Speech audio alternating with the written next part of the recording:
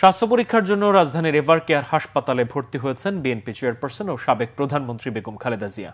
নিয়মিত স্বাস্থ্য পরীক্ষার জন্য রোববার রাত 8টার দিকে গুলশানের ফিরোজা থেকে এভারকেয়ার হাসপাতালে নিয়ে আসা হলে চিকিৎসক বোর্ড তাকে ভর্তি করার সিদ্ধান্ত নেন।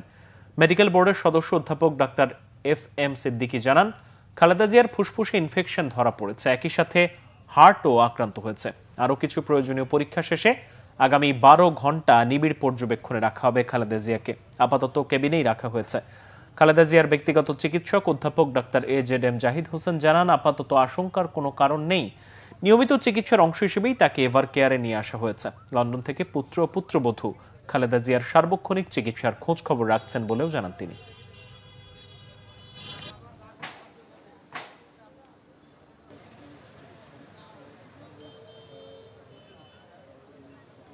যে ওনার হার্টে পার্মানেন্ট পেসমেকার আছে এবং হার্টে ওনার স্ট্যান্ডিং করা হয়েছিল, রিং পরানো হয়েছিল।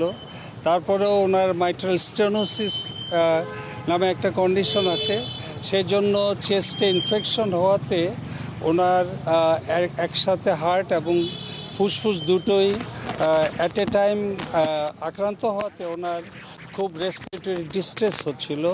উৎকণ্ঠিত হওয়ার কোনো বিষয় বলে আমরা মনে করছি না। আমরা মনে করছি যে ওনার চিকিৎসাটা যদি এখন যেভাবে শুরু হয়েছে আজকে আলহামদুলিল্লাহ, এটা যদি আগামী 12 ঘন্টা যেটি বললেন প্রফেসর FM সিদ্দিকী সাহেব, মেডিকেল বোর্ডের তত্ত্বাবধানে ওনারা আবার বসার পর পরবর্তীতে ওনার স্বাস্থ্যের অবস্থার উপর পর্যবেক্ষণ করে কী ধরনের চিকিৎসার পরিবর্তন আনা যায় সে অনুযায়ী ব্যবস্থা নেবেন।